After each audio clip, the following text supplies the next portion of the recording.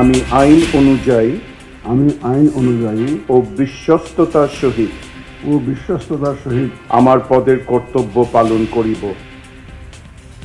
ইসির দায়িত্ব নিল নাসির উদ্দিন কমিশন। বিতর্কের অবসানের পর আওয়ামী লীগের ভোটে অংশ নেওয়ার ব্যাপারে সিদ্ধান্ত। আমি তাদেরকে একটা free, fair and credible election দেওয়ার জন্য প্রতিশ্রুতিবদ্ধ, and I will do my best for that. 5টি বিসিএস থেকে 18,000-এর বেশি নিয়োগের ঘোষণা। জনপ্রশাসন মন্ত্রণালয়ের 1 মাস বাড়ল সরকারি কর্মচারীদের সম্পদের বিবরণী জমা দেওয়ার সময়।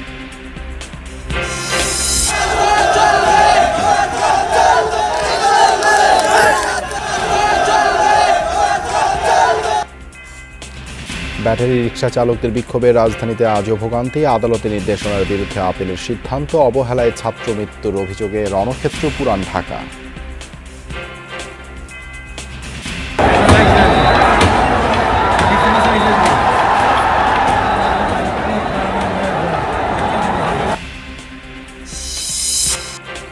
ডেঙ্গুতে একদিনে রেকর্ড 11 জনের মৃত্যু, 5 জনই ঢাকা উত্তরের। চলতি মাসে প্রাণ গেল 144 জনের।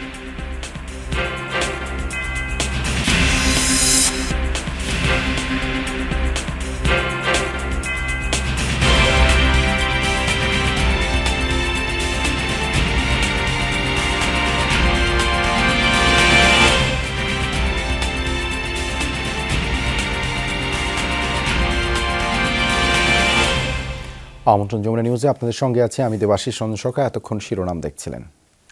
প্রধান নির্বাচন কমিশনার এএমএম নাসির উদ্দিন বলেছেন, গায়ের জোরে একতরফা নির্বাচন চান না তারা। প্রয়োজনীয় সংস্কারের পর নির্বাচনের তারিখ নির্ধারণ করা হবে। নির্বাচন ভবনে সাংবাদিকদের সাথে মতবিনিময়ের সময় এই কথা বলেন তিনি। জানান, আওয়ামী লীগ নিয়ে যে বিতর্ক আছে তা অবসানের পর নির্বাচনে অংশ নেওয়ার ব্যাপারে সিদ্ধান্ত নেওয়া হবে। যে কোনো চ্যালেঞ্জ মোকাবেলার সক্ষমতা এই কমিশনের আছে বলেও দাবি করেন তিনি। বলেন, অর্পিত দায়িত্বকে চ্যালেঞ্জের চেয়ে জাতির জন্য কিছু করার সুযোগই বেশি মনে করছে কমিশন। অন্তর্বর্তী সরকারের কোনো রাজনৈতিক সংশ্লিষ্টতা ও এজেন্ডা না থাকায় এই কমিশন কোনো চাপ অনুভব করছে না বলেও জানান প্রধান নির্বাচন কমিশনার। ওই একতরফা করে তো বুঝতে পারতেছেন, তাই দেশের কি 12টাতে বাজে গেছে আপনি বুঝতেছেন। আপনি এই একতরফার জন্যই তো গায়ের জোরে ইলেকশন করতে গেলে যা হওয়ার তা তো হয়েছেই। আমরা কোনো গায়ের জোরে ইলেকশন দেখতে চাই না, কোনো একতরফা ইলেকশন আমরা দেখতে চাই না। আমরা একটা প্রতিযোগিতামূলক এবং আমরা একটা লেভেল প্লেয়িং ফিল্ড আমরা ক্রিয়েট করে দেব। এর আগে শপথ নেন নবগঠিত নির্বাচন কমিশনের প্রধান নির্বাচন কমিশনার এএমএম নাসির উদ্দিন ও 4 নির্বাচন কমিশনার। রবিবার দুপুর 1টায় সুপ্রিম কোর্টের জাজেস লাউঞ্জে তাদের শপথ পাঠ করান প্রধান বিচারপতি সৈয়দ রেফাত আহমেদ। পরে জাতিকে একটি অবাধ, সুষ্ঠু এবং গ্রহণযোগ্য নির্বাচন দেওয়ার প্রতিজ্ঞার কথা জানান সিইসি। শপথ গ্রহণের নির্ধারিত সময়ের আধা ঘন্টা আগেই একে একে সুপ্রিম কোর্ট প্রাঙ্গণে এসে পৌঁছান নবনিযুক্ত প্রধান নির্বাচন কমিশনার এএমএম নাসির উদ্দিন ও বাকি 4 কমিশনার। ঠিক 1টায় জাজেস লাউঞ্জে শুরু হয় শপথ গ্রহণের আনুষ্ঠানিকতা। প্রধান নির্বাচন কমিশনার নিযুক্ত হইয়া প্রথমে নতুন সিইসিকে শপথ পাঠ করান প্রধান বিচারপতি সৈয়দ রেফাত আহমেদ। স্বাক্ষর শেষে দুজনে কথা বলেন কিছুক্ষণ। এরপর কমিশনার হিসেবে শপথ নেন অবসরপ্রাপ্ত অতিরিক্ত সচিব মোহাম্মদ আনোয়ারুল ইসলাম সরকার, অবসরপ্রাপ্ত জেলা ও দায়রা জজ আব্দুর রহমানুল মাসুদ, অবসরপ্রাপ্ত যুগ্ম সচিব বেগম তাহমিদ আহমদ এবং অবসরপ্রাপ্ত ব্রিগেডিয়ার জেনারেল আবুল ফজল মোহাম্মদ সানাউল্লাহ। শপথ অনুষ্ঠান শেষে বেরিয়ে যাবার সময় গণমাধ্যমে কথা বলেন নতুন সিইসি। বলেন, শপথের সম্মান রক্ষা করতে চায় তার কমিশন। দেশের মানুষ ভোটাধিকার থেকে বঞ্চিত, তারা ফ্রি ফেয়ার একটা ইলেকশনের জন্য অনেক সংগ্রাম করেছে, অনেক আন্দোলন করেছে বিগত বছরগুলোতে, এবং অনেকে রক্ত দিয়েছে। আমি তাদেরকে একটা free, fair and credible election দেওয়ার জন্য প্রতিশ্রুতিবদ্ধ, and I will do my best for that. আগামী নির্বাচন কখন হতে পারে সাংবাদিকদের প্রশ্নের জবাবও দেন নতুন সিইসি। এখন ইলেকশন করতে গেলে আমার যে ইয়াঙ্গার জেনারেশন যারা ভোট দেওয়ার জন্য মুখিয়ে আছে বছরের পর বছর, তো তাদেরকে আমার তো ভোটার লিস্টে আনতে হবে। এখন কোথায় কোথায় রিফর্মস দরকার হবে, ইন্টারভেনশন দরকার হবে, সেটা তো আমরা রেডিলি পাবো ইনশাল্লাহ, যেহেতু একটা রিফর্মস কমিশন কাজ করছে ইলেকশন কমিশনকে রিফর্ম করার জন্য। তাদের পরামর্শ আসুক। সংস্কার ও দল হিসাবে নির্বাচনে আওয়ামী লীগের অংশ নেয়ার বিষয়েও কথা বলেন নাসির উদ্দিন। এটা it is premature for me two comment on this. অনেক বিতর্ক চলছে, বিতর্কের একটা ফয়সালা হোক। শপথের পর সিইসি সহ 5 কমিশনার আগারগাঁও নির্বাচন ভবনে যান। আরিফুর রহমান সবুজ, যমুনা নিউজ, ঢাকা। 43 থেকে 47তম বিসিএস এর মাধ্যমে 18,149 জনকে নিয়োগ দেওয়ার সিদ্ধান্ত নিয়েছে সরকার। সচিবালয়ে ব্রিফিংয়ে জনপ্রশাসন সচিব জানিয়েছেন, শিগগিরই নতুন চাকরির সার্কুলার জারি করবে পিএসসি। তিনি জানান, সরকারি কর্মচারীদের সম্পদের হিসাব জমা দেওয়ার সময়সীমা 31 ডিসেম্বর পর্যন্ত বৃদ্ধির সিদ্ধান্ত হয়েছে। এ সময় তিনি আরও বলেন, ডিসি নিয়োগের নতুন ফিট লিস্ট হচ্ছে। তদন্তে তার বিরুদ্ধে ওঠা ডিসি নিয়োগের অভিযোগ মিথ্যা প্রমাণিত হয়েছে বলেও জানিয়েছেন সচিব। কয়েক মাস ধরে স্থবির সরকারি চাকরিতে নিয়োগ প্রক্রিয়া। এই অবস্থার অবসানে উদ্যোগ নিয়েছে জনপ্রশাসন মন্ত্রণালয়। ঘোষণা দিয়েছে ক্যাডার ও নন ক্যাডার মিলিয়ে 18,149 পদে নতুন নিয়োগের। এর মধ্যে 2,790 জনকে ক্যাডার এবং 5,439 জনকে নন ক্যাডার পদে নিয়োগ দেওয়া হবে। সবচেয়ে বেশি নিয়োগ দেওয়া হবে 46 বিসিএস থেকে 4,000-এর বেশি। আর সার্কুলারের অপেক্ষায় থাকা 47 বিসিএস থেকে নিয়োগ পাবেন 3,812 জন। 47তম বিসিএস, যেটা নিট অ্যান্ড ক্লিন, এটা দেওয়ার জন্য আমরা প্রস্তুত। 3,487টি পদের বিজ্ঞপ্তি জারির পর্যায়ে। এটা আমরা পিএসসি ফার্স্ট বিজ্ঞপ্তিটা দিলেই এই বিজ্ঞপ্তিটা দিবে। যত তাড়াতাড়ি নেওয়া যায়, কমিটিগুলো করা যায়, ভাইবা শুরু করা যায়, খাতা দেখার এক্সামিনার নেওয়া যায়, বিজ্ঞাপন দিলে আমরা এবার বলছি 2 বছর লাগাবেন না। সচিব জানান, সমালোচনা থাকায় 43 বিসিএসে নিয়োগপ্রাপ্ত 2,064 জনের নিয়োগ প্রক্রিয়া যাচাই বাছাই করছে পিএসসি। 44তম বিসিএসের মৌখিক পরীক্ষা পুনরায় নেওয়া হবে। 45তম বিসিএসের লিখিত পরীক্ষার উত্তরপত্র পুনরায় তৃতীয় পরীক্ষক দিয়ে মূল্যায়ন করা হবে। 46 বিসিএসের লিখিত পরীক্ষায় নির্বাচিত 10,638 জনের তালিকা দ্বিগুণ করে মৌখিক পরীক্ষায় ডাকা হবে 21,276 জনকে। নিয়োগের ক্ষেত্রে উচ্চ আদালতের রায় অনুযায়ী 7 ভাগ কোটা বাস্তবায়ন করা হবে। 7% আদার্স, 93% আপনার যেটা হলো মেরিট। উপসচিব থেকে যুগ্ম সচিব এবং যুগ্ম সচিব থেকে অতিরিক্ত সচিব পদে পদোন্নতির প্রক্রিয়া শুরু করেছে জনপ্রশাসন মন্ত্রণালয়। প্রশাসন ছাড়া অন্য ক্যাডারের কর্মকর্তাদেরও পদোন্নতি হবে। অবসরের পথে থাকা বঞ্চিত অতিরিক্ত সচিবরা পাচ্ছেন গ্রেড 1 পদ। ডিসি নিয়োগের নতুন ফিট লিস্টও করা হচ্ছে। সেই অনুযায়ী দ্রুত ডিসি নিয়োগ দেওয়া হবে বলে জানিয়েছেন সচিব। এ সময় তার বিরুদ্ধে ডিসি নিয়োগ নিয়ে ওঠা দুর্নীতির অভিযোগ তদন্তে মিথ্যা প্রমাণিত হয়েছে বলে জানিয়েছেন তিনি। এইটার জন্য আমাকে 3 জন হাই পাওয়ার মাননীয় উপদেষ্টার তদন্ত ফেস করতে হয়েছে। ক্যাবিনেট থেকে একটা তদন্ত কমিটি করে দেওয়া হয়েছিল এবং টেকনিক্যাল যে রিপোর্টগুলো ইউএস এবং আমাদের ডিজিএফআই এবং অন্যান্য সংস্থার যেটা আছে ভেরিফাই যে করে, এত মোটা একটা আপনি কী বলবো রিপোর্ট, এটা নথিভুক্ত হয়েছে এবং এখানে কমেন্ট হলো এটা একটা ভুয়া বানোয়াট মিথ্যা রিপোর্ট করা হয়েছে। এটা মোখলেসুর রহমান তাদের টার্গেট ছিল না, তাদের টার্গেট ছিল জনপ্রশাসন সচিব। প্রায় 15 লাখ সরকারি চাকুরির কথা উল্লেখ করে সচিব জানিয়েছেন, তাদের সম্পদ বিবরণী জমা দেওয়ার সময়সীমা 31 ডিসেম্বর পর্যন্ত বৃদ্ধির সিদ্ধান্ত হয়েছে। সম্পদ বিবরণীর সংখ্যা হলো 15 লাখ, পিয়ন থেকে একেবারে প্রেসিডেন্ট। আমরাও এখন বাড়ানোর চিন্তা করতেছি, এটা আপ টু বাড়াইলে 31 ডিসেম্বর 2024। সচিব দাবি করেন, গণ অভ্যুত্থানের পরপর প্রশাসনের কাজে স্থবিরতা থাকলেও এখন গতি ফিরেছে। প্রশাসনে কোনো দলাদলি চায় না সরকার। রাজনীতিকরণের কারণে একজন সাবেক গভর্নরকে দেশ থেকে পালাতে হয়েছে। তো উনি যে ভালো কাজ করেন নাই সেটা প্রমাণিত হয়েছে এই সরকার পরিবর্তনে পালিয়ে যাওয়ার মাধ্যমে। আলমগীর স্বপন, যমুনা নিউজ, ঢাকা। রাজধানী কারওয়ান বাজারের প্রথম আলো কার্যালয়ের সামনে বিক্ষোভকারীদের সঙ্গে আইন শৃঙ্খলা বাহিনীর ধাওয়া পাল্টা ধাওয়ার ঘটনা ঘটেছে। বিক্ষোভকারীদের সরিয়ে দিতে গেলে এই সংঘর্ষের ঘটনা ঘটে। এ সময় পুলিশ টিয়ার শেল ও সাউন্ড গ্রেনেড ব্যবহার করে। এই সংঘর্ষে আন্দোলনকারী ও আইন শৃঙ্খলা বাহিনীর কয়েকজন আহত হয়েছেন। দুপুরে রাজধানীর কারওয়ান বাজারে প্রথম আলো কার্যালয়ের সামনে ভারতীয় আগ্রাসনের প্রতিবাদে আন্দোলন শুরু করে বিক্ষোভকারীরা। সন্ধ্যার দিকে আন্দোলনকারীদের সরিয়ে দেওয়ার চেষ্টা করে পুলিশ। এ সময় উভয় পক্ষের মধ্যে ধাওয়া পাল্টা ধাওয়ার ঘটনা ঘটে।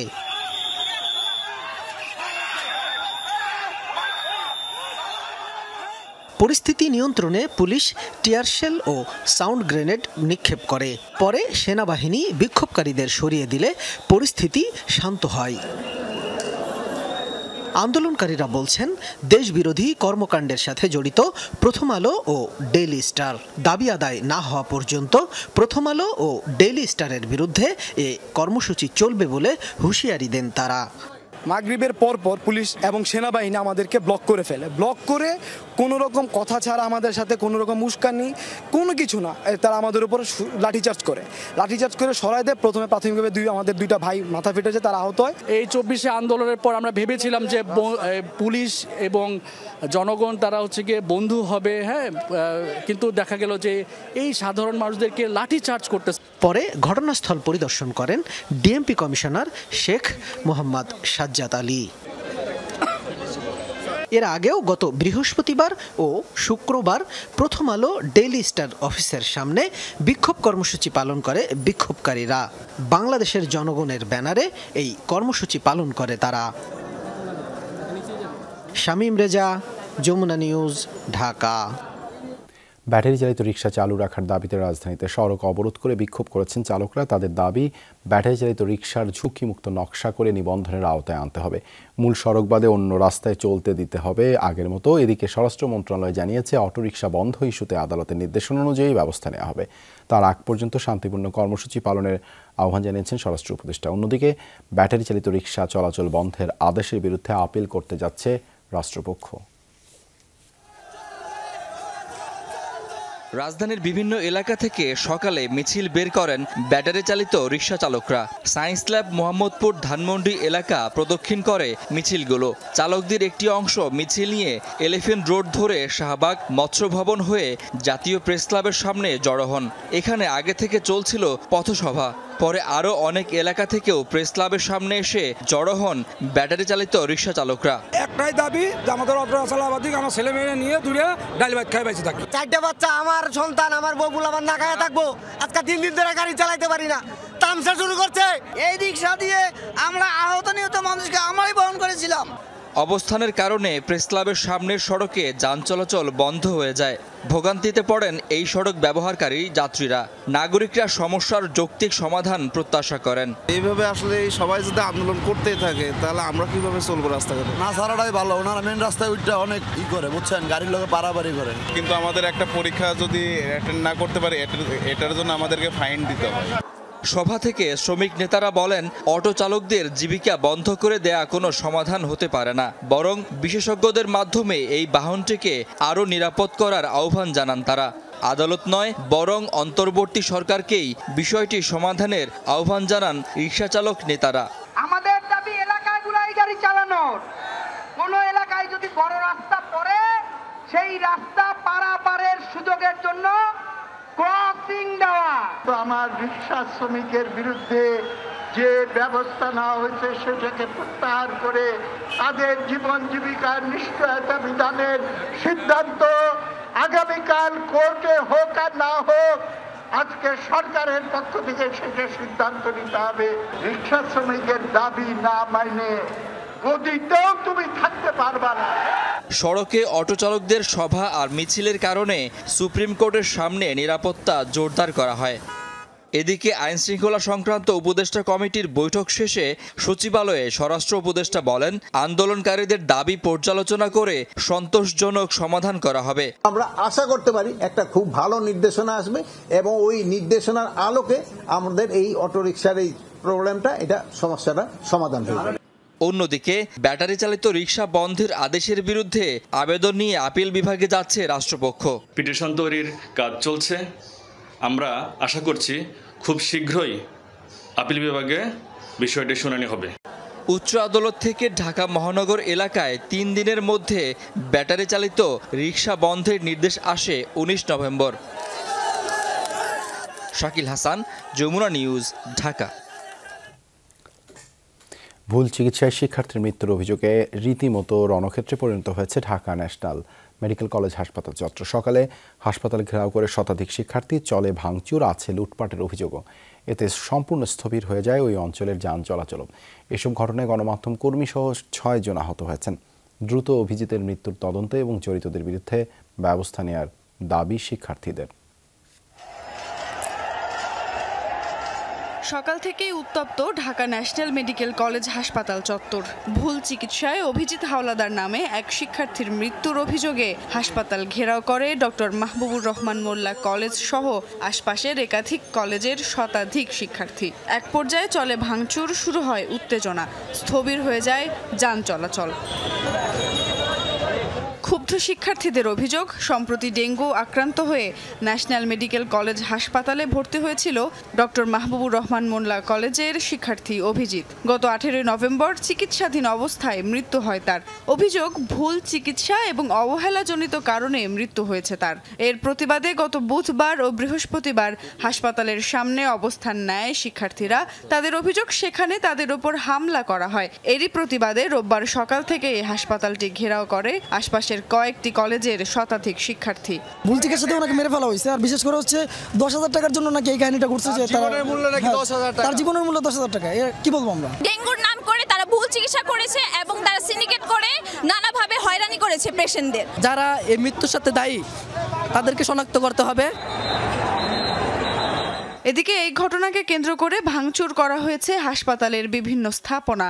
হামলা ভাঙচুর চলে কলেজ ভবনেও। অন্যদিকে পার্শ্ববর্তী কবি নজরুল সরকারি কলেজ এবং সোহরাওয়ার্দী কলেজেও চলে ভাঙচুর। রয়েছে লুটপাটের অভিযোগও। মেডিকেল কলেজের শিক্ষার্থীরা বলছেন, ভুল চিকিৎসার গুজব ছড়িয়ে চলেছে এমন তাণ্ডব। প্রিপারেটরি লিভে আছি, আমরা সবাই পড়াশোনা করতেছি, আমাদের এত সময় নাই যে আমরা যে মারামারি করবো। বডিটা নিয়ে যাওয়ার জন্য তারা প্রথমে 5,000 টাকা দাবি করে, এরপরে সমাজ কল্যাণ পরিষদ থেকে তাদের 10,000 টাকা ফান্ডিং দেওয়ার কথা বলা হয় এবং সেই হিসাবে তারা বলেছে এই জন্য এই না যে একটা জীবনের দাম তারা 10,000 টাকা দিতে চেয়েছে। তারা গেটের সামনে কিন্তু হসপিটাল গেট অনেক আগে থেকে ভাঙচুর করা শুরু করে দিয়েছে। আমাদের কলেজে আমাদের যে মেয়েরা ছিল তারা অনেক ভীত ছিল। এখানে কোনো কিছুর অস্তিত্ব নাই। বই থেকে ধরে প্রত্যেকটা জায়গা লুটপাট করা হয়েছে এবং তারা এগুলো সবকিছু নিয়ে একটা আনন্দ মিছিল সব জায়গাতে করছে। বিকেলের দিকে পরিস্থিতি কিছুটা নিয়ন্ত্রণে আসে। পুলিশ বলছে, আহত বা লুটপাটের কোনো সুনির্দিষ্ট অভিযোগ এখন পর্যন্ত পাওয়া যায়নি। এমন অনাকাঙ্ক্ষিত ঘটনা এড়াতে আরও সতর্ক থাকবে আইন শৃঙ্খলা বাহিনী। পুলিশের অবস্থান ছিল, পুলিশ বারবারই চেষ্টা করেছে শান্তিপূর্ণভাবে এটাকে সমাধান করার জন্য, আলোচনার মাধ্যমে সমাধান করার জন্য, কিন্তু এটা বারবারই তারা মারমুখী অবস্থানে যাওয়ার চেষ্টা করেছে। আগামীকালকে যদি এই ধরনের সিচুয়েশন আমরা দেখি, ডেফিনেটলি আমরা আরও আমাদের অবস্থান সুদৃঢ় রাখবো। পুলিশের উপস্থিতিতে এমন ঘটনা গ্রহণযোগ্য নয় বলে মন্তব্য স্থানীয়দের। অভিজিতের মৃত্যুর ঘটনার সুষ্ঠু তদন্ত এবং জড়িতদের বিচার দাবি করছেন ক্ষুব্ধ শিক্ষার্থীরা। সুমাইয়া ঐশী, যমুনা নিউজ, ঢাকা। রাজধানীর তেজগাঁও শিল্পাঞ্চলে বাংলাদেশ টেক্সটাইল বিশ্ববিদ্যালয়, বুটেক্স ও ঢাকা পলিটেকনিক্যাল ইনস্টিটিউটের শিক্ষার্থীদের মধ্যে ধাওয়া পাল্টা ধাওয়ার ঘটনা ঘটেছে। রোববার রাতে এই ঘটনা ঘটে। পরিস্থিতি নিয়ন্ত্রণে ঘটনাস্থলে রয়েছে সেনাবাহিনী। জানা গেছে, সন্ধ্যায় বুটেক্সের শহীদ আজিজ হলে ছাত্রদলের 4 কর্মীর প্রবেশকে কেন্দ্র করে পলিটেকনিক ইনস্টিটিউটের লতিফ হলের শিক্ষার্থীদের বাকবিতণ্ডা বাধে। এরপর উভয় প্রতিষ্ঠানের শিক্ষার্থীদের মধ্যে ধাওয়া পাল্টা ধাওয়ার ঘটনা শুরু হয়। সংঘর্ষের ঘটনায় পুরো এলাকায় আতঙ্ক তৈরি হয়েছে। তেজগাঁও শিল্পাঞ্চলের একপাশের অংশে যানবাহন চলাচল বন্ধ রয়েছে। এতে আশেপাশের সড়কে যানজটের সৃষ্টি হয়েছে। রাজধানীর তেজগাঁয়ে বাংলাদেশ টেক্সটাইল বিশ্ববিদ্যালয় ও পলিটেকনিকের শিক্ষার্থীদের সাথে সংঘর্ষ চলছে। সেখানে আছেন সহকর্মী তানভীর সিদ্দিক টিপু। যাচ্ছি তার কাছে। তানভীর, কি নিয়ে এই সংঘর্ষ, এখন পরিস্থিতি কেমন দেখছেন? দেবাশিস, বুটেক্স এবং পলিটেকনিক ইনস্টিটিউটের শিক্ষার্থীদের মধ্যে বেশ কয়েকবার ধাওয়া এবং পাল্টা ধাওয়ার ঘটনা ঘটেছে। মূলত ছাত্র দলের 4 জন নেতা তারা বুটেক্সের একটি হল, আজিজ হলে প্রবেশ করে তারা একটি মিটিং করেছে, এরকমটাই শিক্ষার্থীরা অভিযোগ করছে এবং সেই অভিযোগের থেকেই হচ্ছে এই যে তাদের যে ধাওয়া পাল্টা ধাওয়া এবং মারামারি, তার সূত্রপাত। এবং তা এখন পর্যন্ত আমরা যতটুকু জানতে পেরেছি যে 28 জন শিক্ষার্থী তারা ঢাকা মেডিকেলে এখনও অবস্থান করছেন। তারা ঢাকা মেডিকেলে আহত অবস্থায় আছেন। এবং আমি একটু এলাকাবাসীর সাথে যদি একটু কথা বলতে চাই, আপনি তো দেখেছেন যে কি হয়েছে, আপনারা একটু বলবেন যে এখানে মূলত কি ঘটেছিল? মূলত ঘটনাটা আপনার, এটা বিএনপির ছাত্রদলের না, এটা ওয়ালে যে শেখ হাসিনার নামে কুকীর্তি, শেখ হাসিনা ঘটনাগুলো ঘটাইছে, এগুলা ছাত্ররা গ্রাফিক্সগুলো মুছে দিছে আজকে 6টা সন্ধ্যা নাগাদ। তো মুছার পরে এটা নিয়ে আপনার বিএনপির উপরে দোষটা চাপাই দিছে। মূলত ঘটনাটা বিএনপির কোনো কিছুই না, এখানে সাধারণ শিক্ষার্থী আর আওয়ামী লীগ ছাত্রলীগের যারা আছে তারা এই ঘটনাটা ঘটাইছে। দেবাশিস, মূলত আমরা শুরু থেকে দেখেছি যে শিক্ষার্থীরা একে অপরকে অন্য পক্ষের বলে দাবি করছেন। কেউ একবার একটি পক্ষকে ছাত্রলীগ বলছেন, অন্য পক্ষকে ছাত্র দল বলছেন, এরকম সাংঘর্ষিক বক্তব্য আমরা পেয়েছি। এবং কিছুক্ষণ আগে যেটা হয়েছিল যে পুলিশ এবং সেনাবাহিনী এখানে আসে এবং তারা এসে পরিস্থিতি নিয়ন্ত্রণ করার চেষ্টা করে, তারা দুই পক্ষকেই বোঝানোর চেষ্টা করে এবং দুই পক্ষের একটি মুখোমুখি অবস্থান তৈরি হয় এবং তারা মাঝখানে অবস্থান করে দুই পক্ষকে বোঝানোর চেষ্টা করে। কিন্তু দেখা যায় শিক্ষার্থীদের কোনো একটি পক্ষ থেকে আবারও ঢিল ছোড়াছড়ি শুরু হয় এবং তারপরে আবারও পরিস্থিতি নিয়ন্ত্রণের বাইরে চলে যায়। এই মুহূর্তে আমরা যেটা দেখতে পাচ্ছি যে শিক্ষার্থীরা যার যার ক্যাম্পাসের সামনে অবস্থান করছেন এবং আমরা সংবাদকর্মীরা সেখান থেকে কিছুটা দূরত্বে অবস্থান করে সংবাদ সংগ্রহের চেষ্টা করছি এবং আমরা কিছুক্ষণ আগে মাইকে একটা আওয়াজ পেয়েছি এবং সেখান থেকে শিক্ষার্থীদেরকে যার যার হলে ফিরে যাওয়ার জন্য কিন্তু অনুরোধ জানানো হয়েছে আইনশৃঙ্খলা রক্ষাকারী বাহিনীর পক্ষ থেকে। তো দেবাশিস, বুটেক্স এবং পলিটেকনিক ইনস্টিটিউটের থেকে এই ছিল সর্বশেষ। ধন্যবাদ টিপু যুক্ত হবার জন্য। নির্বাচন দিতে দেরি হলে ফ্যাসিবাদী ও তাদের দোসরদের চক্রান্ত মাথাচাড়া দিয়ে উঠবে, তাই দ্রুততম সময়ে জাতীয় নির্বাচনের রোডম্যাপ ঘোষণার দাবি বিএনপি নেতাদের। তারা বলেন বিএনপি সংস্কারের পক্ষে, তবে যৌক্তিক সময়ের মধ্যে দিতে হবে নির্বাচন। একই সাথে ভোটের জন্য নেতাকর্মীদের সংগঠন গোছানোর আহ্বান জানানো হয়। যুক্তরাজ্য বিএনপির সাবেক সভাপতি মহিদুর রহমান 17 বছর পর বাংলাদেশে এসেছেন। তাঁর এই আগমনে জিয়াউর রহমানের সমাধিতে শ্রদ্ধা জানাতে যান বিএনপির স্থায়ী কমিটির সদস্য ডক্টর আব্দুল মঈন খান। এরপর গণমাধ্যমের সাথে কথা বলেন তিনি। অত্যাবশ্যক যে সংস্কার সেগুলো সম্পাদন করে অনতিবিলম্বে বাংলাদেশে একটি সুষ্ঠু নিরপেক্ষ নির্বাচন দিতে হবে। সকালে জাতীয় প্রেস ক্লাবের সামনের সড়কে জাতীয়তাবাদী নবীন দলের এক অনুষ্ঠানে যোগ দেন বিএনপি চেয়ারপারসনের উপদেষ্টা জয়নুল আবদিন ফারুক। এ সময় তিনি তারেক রহমান সহ নেতাকর্মীদের বিরুদ্ধে বিগত সরকারের দায়ের করা মামলা প্রত্যাহারের দাবি জানান। এমন এক নির্বাচনের মধ্যে দিয়ে আমার দল ক্ষমতা আসুক, সেই নির্বাচনে মৃত ব্যক্তি ভোট দেবে না, দিনের ভোট দিনে হবে, রাতে আর কোনো ভোট হবে না। দুপুরে জাতীয় প্রেস ক্লাবে আলাদা অনুষ্ঠানে যোগ দেন বিএনপির স্থায়ী কমিটির আরেক সদস্য ডক্টর জাহিদ হোসেন। কাজে অনেকে বলেন বিএনপি নাকি ভোট খুব তাড়াতাড়ি চায়।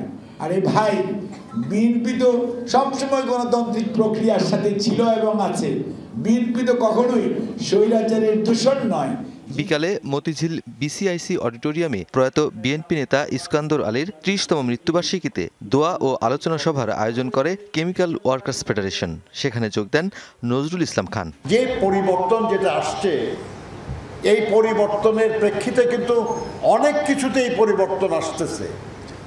আমরা শুনছি সংবিধান সংস্কার কমিশন হচ্ছে, তা আমাদের সবাই মিলে কাজ করতে হবে, ঐক্যবদ্ধ থাকতে হবে, যাতে করে এর মাধ্যমে আমাদের যা দরকার ন্যায্য সেগুলো যেন আমরা অর্জন করতে পারি।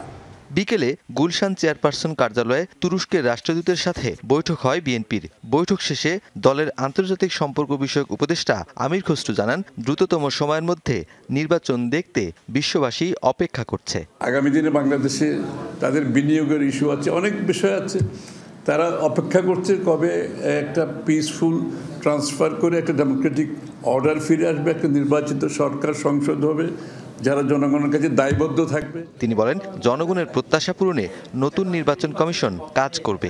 দুই দেশের ব্যবসা বাণিজ্য। রুনবী সরকার, যমুনা নিউজ, ঢাকা। সংস্কার ছাড়া নতুন নির্বাচন কমিশন গঠন ও কমিশনারদের নিয়োগ সহ শপথ গ্রহণের সিদ্ধান্তকে প্রত্যাখ্যান করেছে জাতীয় নাগরিক কমিটি।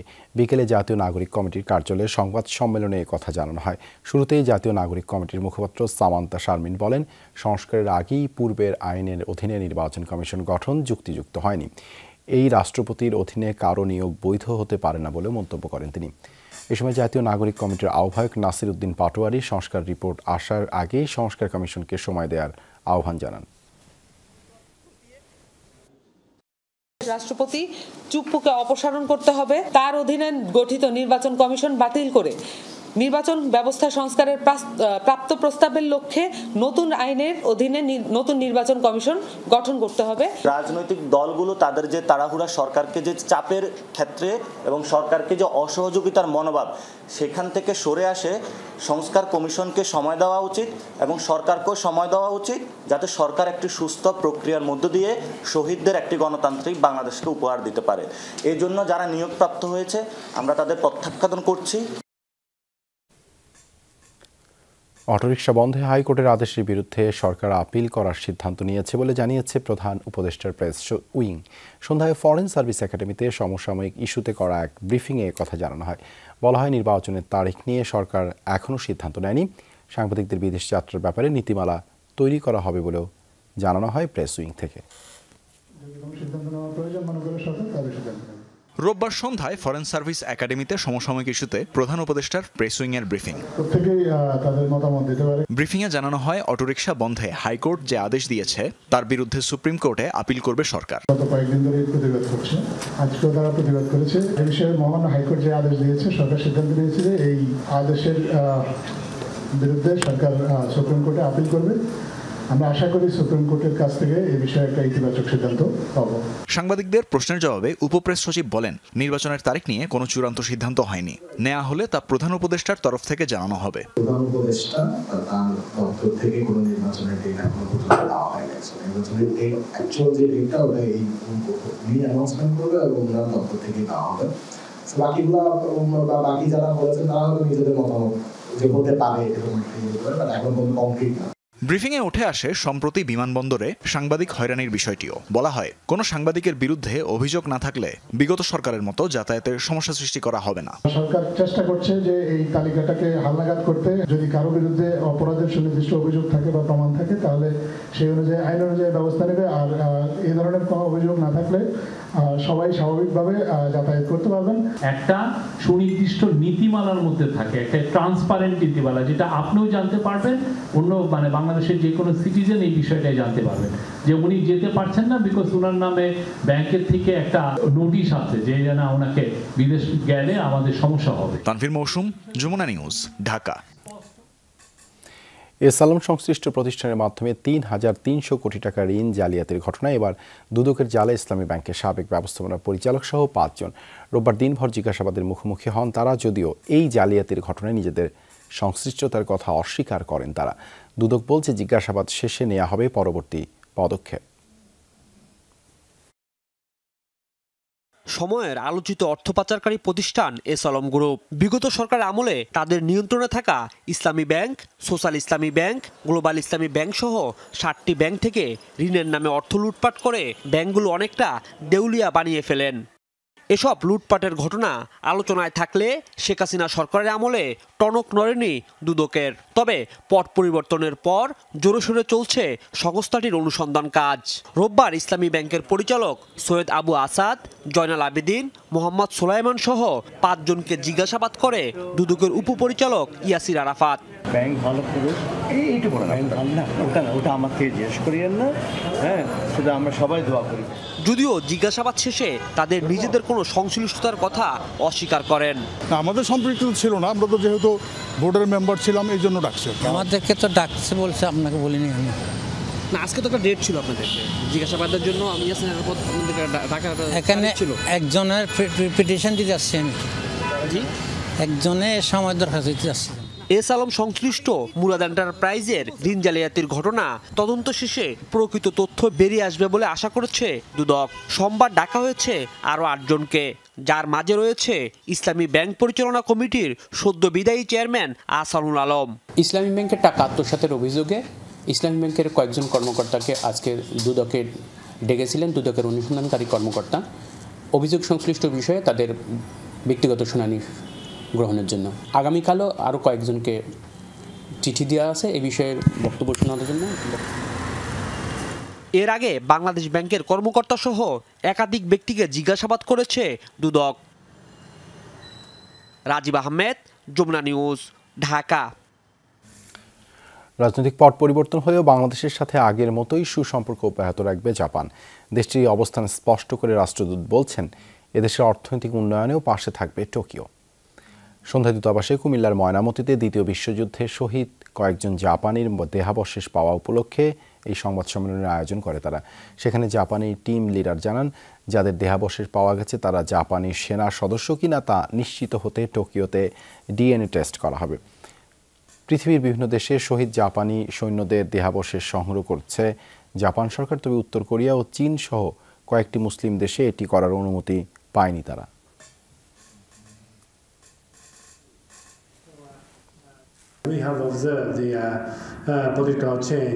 এটা সত্য, অনেক কিছু দেখার সুযোগ হয়েছে আমার। তবে ক্ষমতার পালাবদল হলেও বাংলাদেশের সাথে সুসম্পর্ক আগের মতোই অটুট থাকবে। এদেশের অর্থনৈতিক উন্নয়নেও বন্ধু হিসেবে থাকবো আমরা। কুয়েতে জাঁকজমক আয়োজনে উদযাপিত হলো বাংলাদেশ সশস্ত্র বাহিনী দিবস। বাংলাদেশ মিলিটারি কন্টিনজেন্ট 2 কুয়েতের উদ্যোগে করা হয় এই আয়োজন। বৃহস্পতিবার BMC commander brigadier general Shahidul ইসলামের বক্তব্যের মধ্যে দিয়ে শুরু হয় অনুষ্ঠানটি। বক্তব্যে কুয়েতে বাংলাদেশি সেনাবাহিনীর ভূমিকা ও গৌরবময় ইতিহাস তুলে ধরেন তিনি। এ সময় আরও বক্তব্য দেন কুয়েতে নিযুক্ত বাংলাদেশের রাষ্ট্রদূত মেজর জেনারেল সৈয়দ তারেক হোসেন। অনুষ্ঠানে কুয়েত পুনর্গঠনে বাংলাদেশ সেনাবাহিনীর বিভিন্ন কার্যক্রমের ভিডিও চিত্র প্রদর্শন করা হয়। এ সময় আরও উপস্থিত ছিলেন কুয়েতের সশস্ত্র ও প্রতিরক্ষা বাহিনীর সদস্য, দূতাবাসের কর্মকর্তা কর্মচারীদের পাশাপাশি বহু প্রবাসী বাংলাদেশি। ফ্রান্সের বাংলাদেশ দূতাবাস চালু হলো পাসপোর্ট কার্যক্রম। রোববার প্যারিস দূতাবাসে আয়োজিত সভায় এই কার্যক্রম উদ্বোধন করেন রাষ্ট্রদূত। সরকারের প্রবাসী বান্ধব নীতিমালার আওতায় চালু করা হয়েছে এই কার্যক্রম। প্রবাসীদের ঘরে ঘরে সেবা কার্যক্রম পৌঁছে দিতেই এই উদ্যোগ নিয়েছে ফ্রান্সের বাংলাদেশ দূতাবাস। এই সিদ্ধান্তে প্রবাসীদের জীবনমান সহজ হওয়ার পাশাপাশি বিশ্বব্যাপী বৃদ্ধি পাবে বাংলাদেশিদের প্রযুক্তিগত সক্ষমতা। অনুষ্ঠানে দূতাবাসের হেড অব চ্যান্সেলারি ওয়ালিদ বিন কাশেমের পরিচালনায় বক্তব্য দেন পাসপোর্ট প্রকল্পের পরিচালক ব্রিগেডিয়ার জেনারেল মোহাম্মদ নুরুসালাম। কার্যকরী এই উদ্যোগে উচ্ছ্বসিত ফ্রান্সের প্রবাসী বাংলাদেশিরা এই কার্যক্রম চালু করে দূতাবাস ও পাসপোর্ট অধিদপ্তরকে কৃতজ্ঞতা জানান প্রবাসীরা।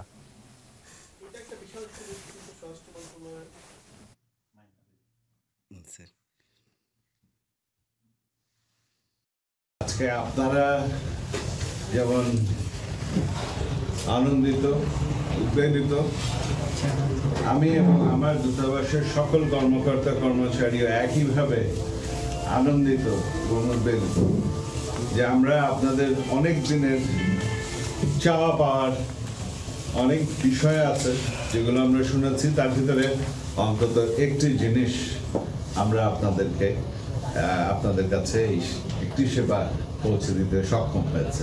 এখানে যে ডকুমেন্ট, ন্যাশনাল আইডি কার্ড বা বার্থ রেজিস্ট্রেশন সার্টিফিকেট, এগুলো কিন্তু একটা অ্যাপ্লিকেন্টের থাকা উচিত।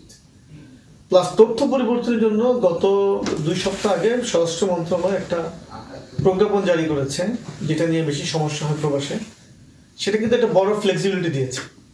কেউ যদি তার তথ্য পরিবর্তনের যে বিশ্ববিদ্যালয়ে সাফার করছে যেসব অ্যাপ্লিকেন্ট, তারা যদি আপনার ওই প্রজ্ঞাপনটা ফলো করে 5 বছর পর্যন্ত বয়স চেঞ্জ করা যাচ্ছে, নামের অনেক অংশ চেঞ্জ করা যাচ্ছে, প্রিফিক্স সাফিক্স চেঞ্জ করা যাচ্ছে। ওমান প্রবাসী ইয়াসিন চৌধুরী চট্টগ্রামের বাড়ি ঘরে আগুন দেওয়ার ঘটনায় অভিযুক্ত প্রধান আসামি আজিজুলকে আটক করা হয়েছে। রোববার রাউজানের আদালত এলাকা থেকে তাকে গ্রেপ্তার করে র্যাব। আটককৃত আজিজুল রাউজানের ডাবুয়া ইউনিয়নের হিংলা গ্রামের বাসিন্দা। সম্প্রতি ওয়ার্ল্ড সিআইপি অ্যাসোসিয়েশনের সাধারণ সম্পাদক ও ওমান প্রবাসী ব্যবসায়ী ইয়াসিন চৌধুরী রাউজানের পৈতৃক বাড়িঘর জ্বালিয়ে দেওয়ার অভিযোগ ওঠে তার বিরুদ্ধে। প্রতিবাদে ওমানের বাংলাদেশ দূতাবাসে স্মারকলিপি দেয় প্রবাসীরা। মানববন্ধন হয় দূতাবাস প্রাঙ্গণ ও রাউজানে। অভিযুক্ত আজিজুলকে আটক করায় স্বস্তি জানিয়েছে ওমান প্রবাসীরা। আটককৃতদের বিরুদ্ধে হত্যা, অপহরণ, অস্ত্র ও ডাকাতি সহ 12টিরও বেশি মামলা রয়েছে।